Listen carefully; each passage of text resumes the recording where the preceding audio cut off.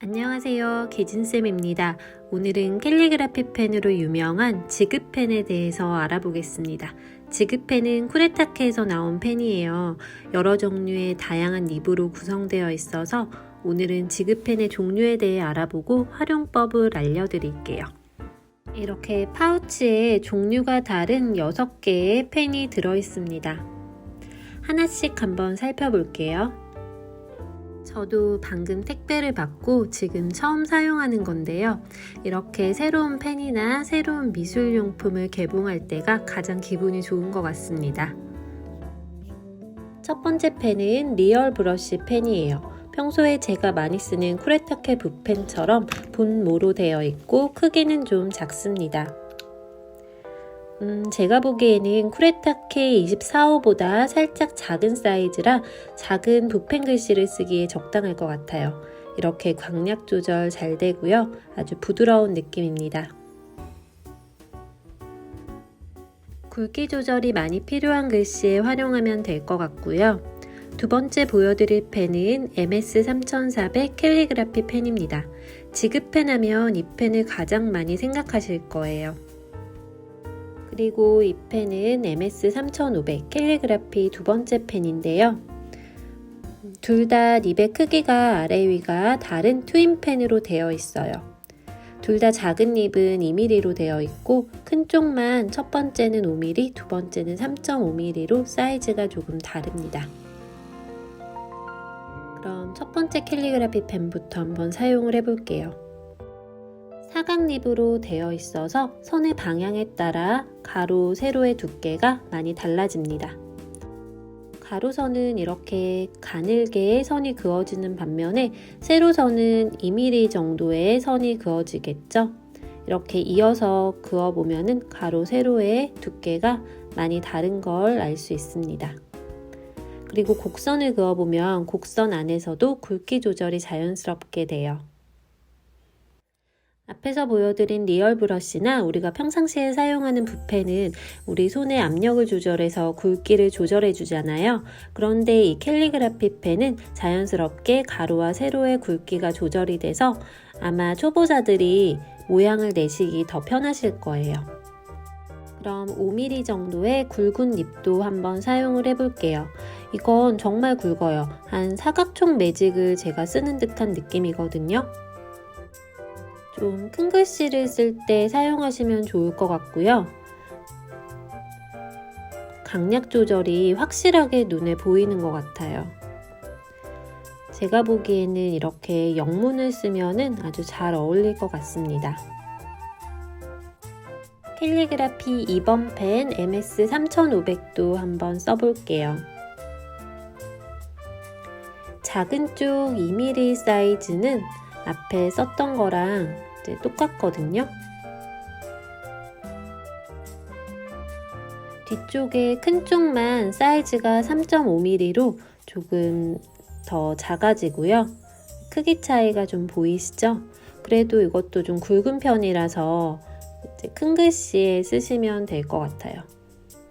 아무래도 사각립은 한글도 괜찮지만 이렇게 영문을 쓸 때 사용하면 좋습니다. 사각립을 쓰실 때 주의하실 점은 종이의 면과 립의 면적이 다 닿을 수 있도록 써주셔야지 선이 고르게 나와요. 이번에 보여드릴 펜은 저널앤타이틀이라는 지그펜인데요. 0.5mm 일반 펜과 3.5mm의 사각 캘리그라피 펜이 한 번의 트윈펜으로 이루어져 있어요. 이건 0.5mm 일반 펜인데요. 일반 글씨를 쓸 때 사용하시면 좋을 것 같습니다. 강약 조절 없는 손글씨나 작은 글씨에 잘 어울리는 펜입니다.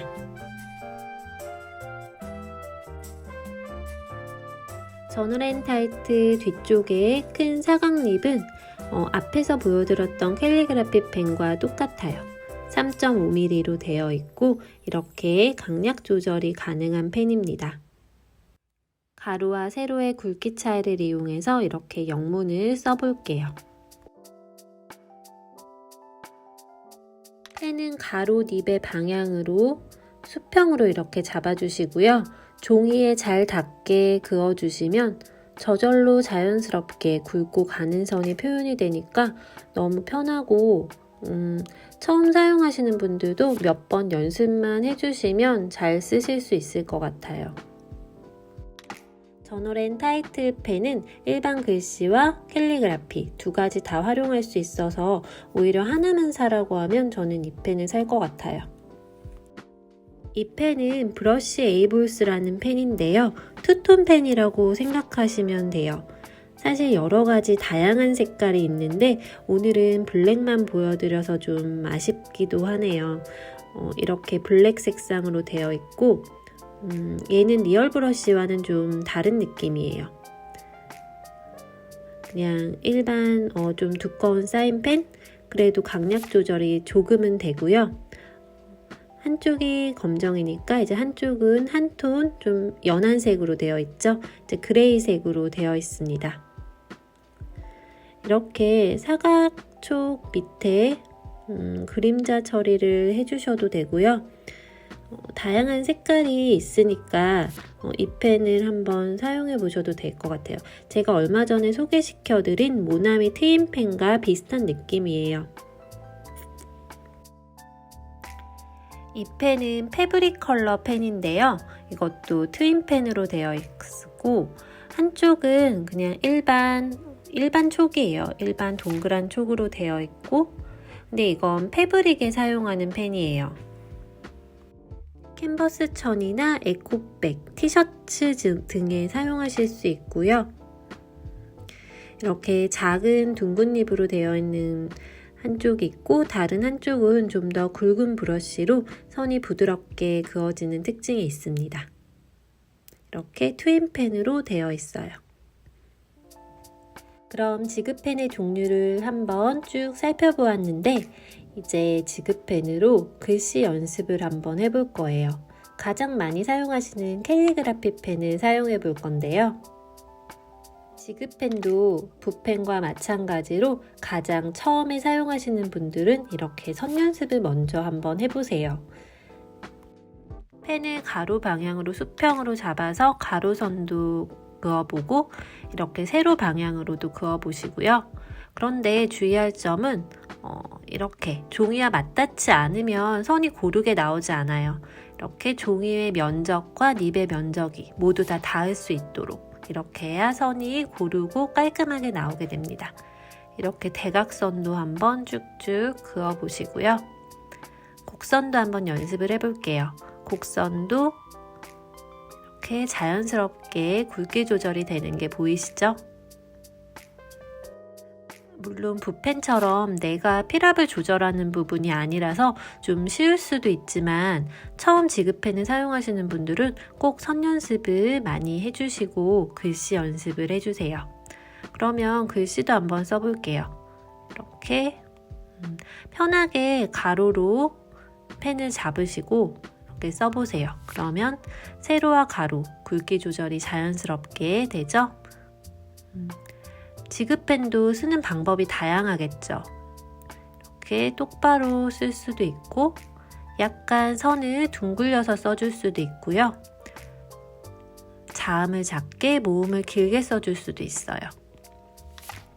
좀 더 귀여운 느낌을 내고 싶으면 자음을 크게 모음을 작게 뒤로 갈수록 좁아지는 형태로 써줄 수도 있고요.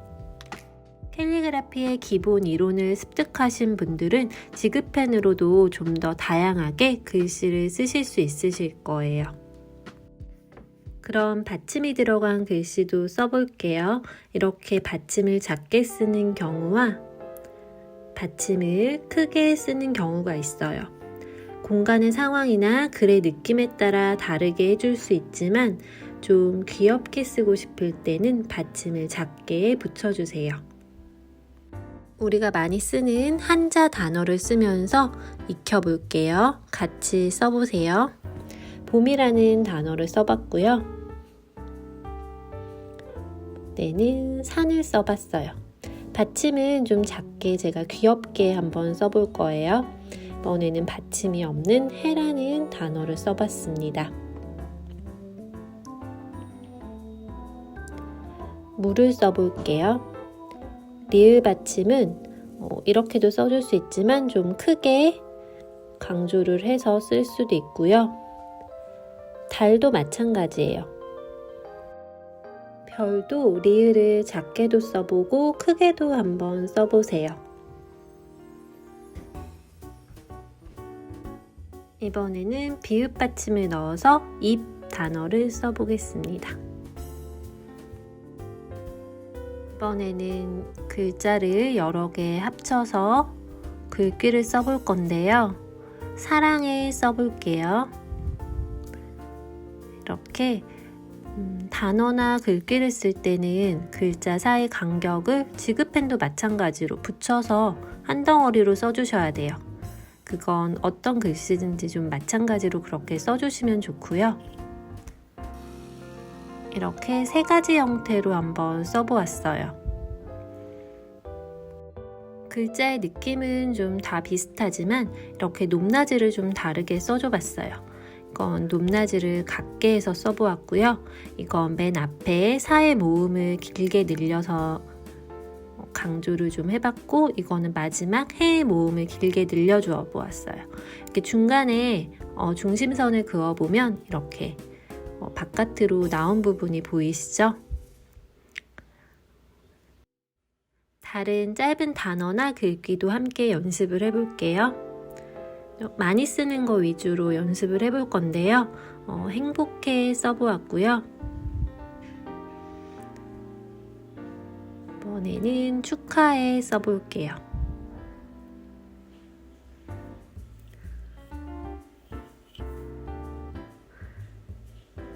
오랜만이야. 지그펜은 붓펜이랑은 좀 느낌이 달라요. 글씨 자체가 좀 반듯반듯하고 귀여운 느낌이 나는 것 같아요. 이중 모음과 쌍자음이 들어가는 예쁜 날도 이렇게 한번 써보았고요. 설레임 써볼게요.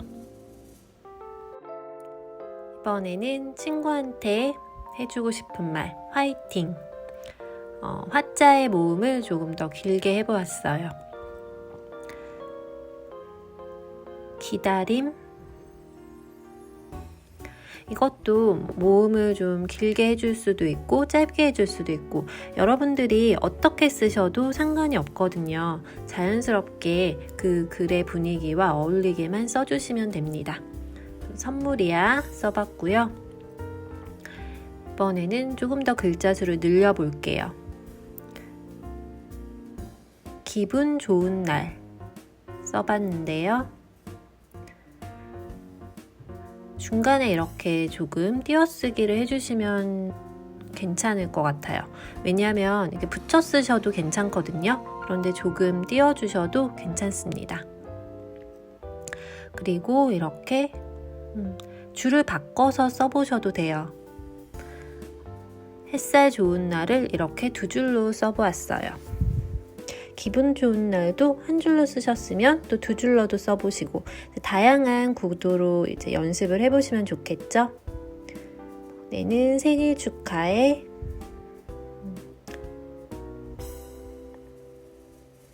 그럼 연습은 많이 해줄수록 좋으니까 조금만 더 연습을 해볼게요. 지그펜이 붓펜보다는 좀 쉽지만 처음부터 긴 문장을 쓰는 것보다 이렇게 짧은 단어나 문구, 글귀 같은 걸 먼저 연습을 좀 충분히 해주시고 문장으로 넘어가시면 좋을 것 같습니다. 왜냐하면 이것도 마찬가지로 구도라는 게 있거든요. 구도는 짧은 단어부터 차근차근 이렇게 하나씩 글자 수를 늘려가면서 연습을 해보시는 것이 좋아요.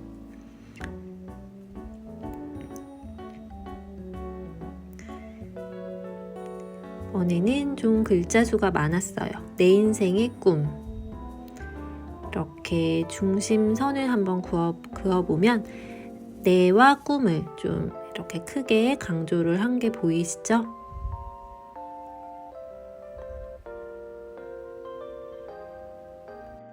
이번에는 코로나 바이러스 말고 감염되고 싶은 행복 바이러스를 써보았습니다.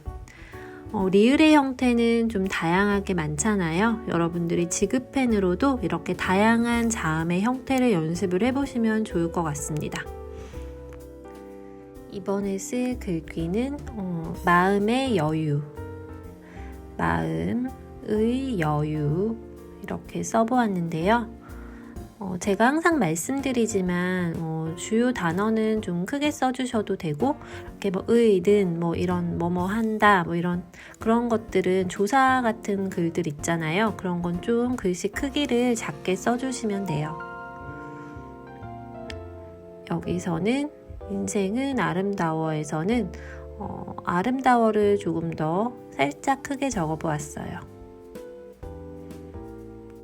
처음 연습하실 때는 글자 크기 맞추는 거랑 줄 간격 이런 거 맞추시는 게 가장 어렵거든요. 여러분들 뭐 넓은 연습장에 하셔도 되지만 이렇게 줄이 그어진 공책에 연습을 해보셔도 돼요.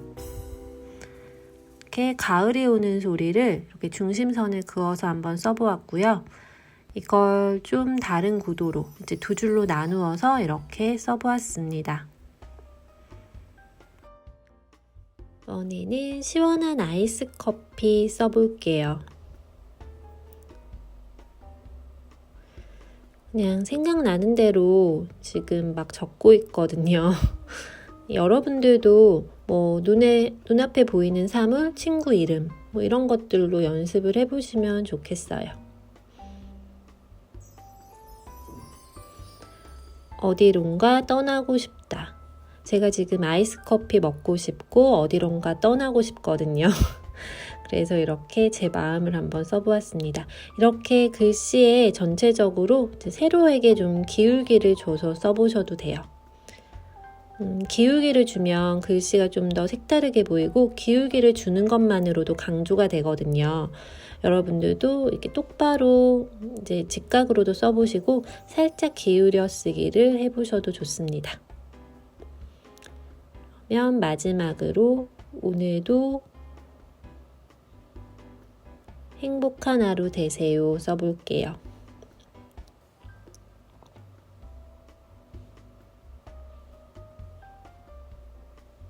오늘 연습은 여기까지 해볼 거고요. 여러분들도 지그펜 가지고 계신 분들 많으시죠? 한번 이렇게 저랑 같이 연습을 해보시고 여러 부분에 활용을 해보시면 좋겠습니다. 다음 영상에서는 지그펜으로 좀 더 긴 문장을 만들어 보고 엽서도 함께 만들어 볼게요. 오늘도 시청해주신 분들 감사드립니다. 영상이 도움이 되셨다면 구독과 좋아요도 많이 눌러주세요. 오늘도 행복한 하루 되세요. 감사합니다.